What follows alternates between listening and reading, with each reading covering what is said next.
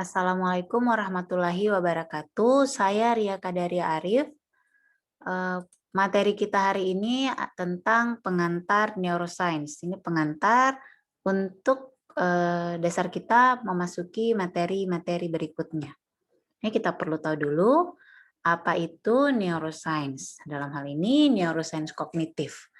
Jadi neuroscience kognitif adalah ilmu yang mempelajari mengenai kognisi, di mana kognisi itu adalah proses berpikir, dan neuroscience adalah ilmu yang mempelajari sistem saraf. Jadi, neuroscience kognitif adalah ilmu yang mempelajari tentang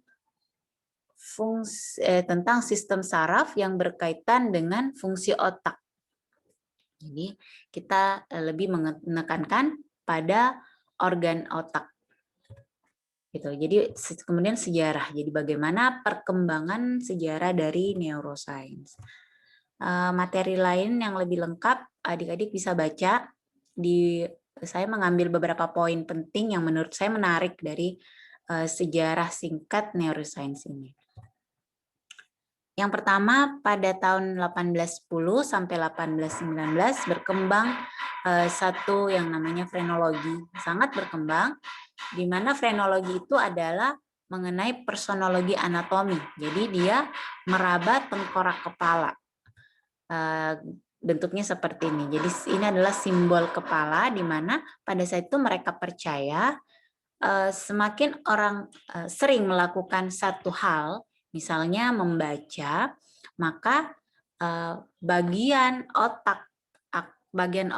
otaknya berupa lobus dalam otaknya itu dia semakin membesar karena semakin banyak aktivitas membaca yang dia lakukan. Sehingga mereka mempercayai bahwa ketika meraba kepala, tengkorak kepala, jika mendapatkan bagian-bagian yang berupa benjolan, mereka akan menyesuaikan dengan map kepala ini. Sehingga untuk mengetahui karakteristik pola pikir dan kemampuan seseorang, mereka percaya dengan cara meraba tengkorak kepala, itu pada masa itu. Ini dikenal dengan frenologi. Kemudian berkembang pada 1861 oleh Paul Broca. Beliau adalah seorang dokter yang memiliki pasien, di mana pasien ini mengalami cedera otak, dia lesi sifilis di sebelah kiri lobus frontal inferior. Jadi ada luka di daerah otak lobus frontal inferiornya yang belahan kiri. Kondisi pasiennya ini yaitu hanya bisa menyebutkan kata tan. Kemampuan berbicara yang lain itu menghilang, kemampuan dia berbahasa itu menghilang. Tetapi kemampuan dia untuk mengerti bahasa dan kemampuan teknis lainnya dia masih bisa. Hanya kehilangan kemampuan dia untuk berbicara dan mengeluarkan bahasa. Nah, setelah pasiennya itu meninggal, Broca melihat bagaimana kondisi otak dari pasien dan dia menemukan hal ini. Sehingga pada saat itu diyakini bahwa otak itu, bagian-bagian otak itu mewakili kemampuan-kemampuan tertentu dari manusia, dari individu.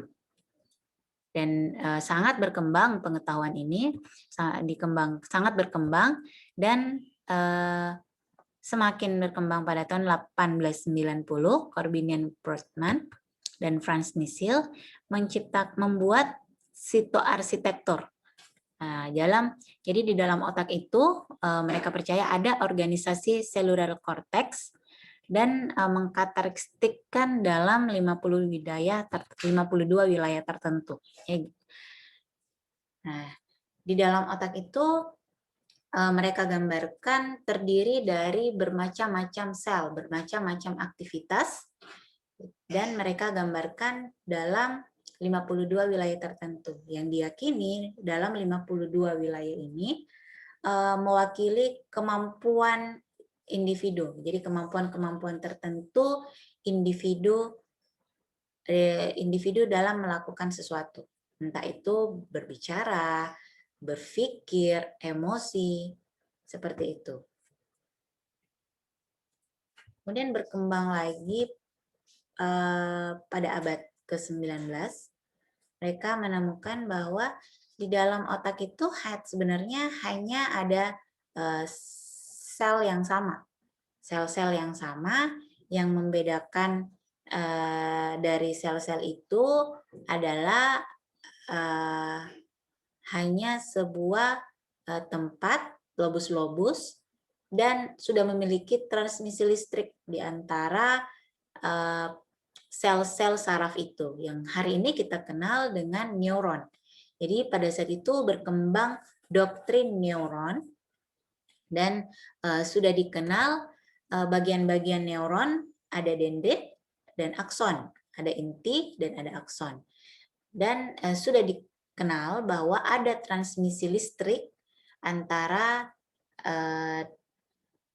neuron ke neuron yang lain dan di dalam neuron itu sendiri, yaitu dari inti sel dari dendrit ke akson. Itu sudah dikenal ada transmisi listrik.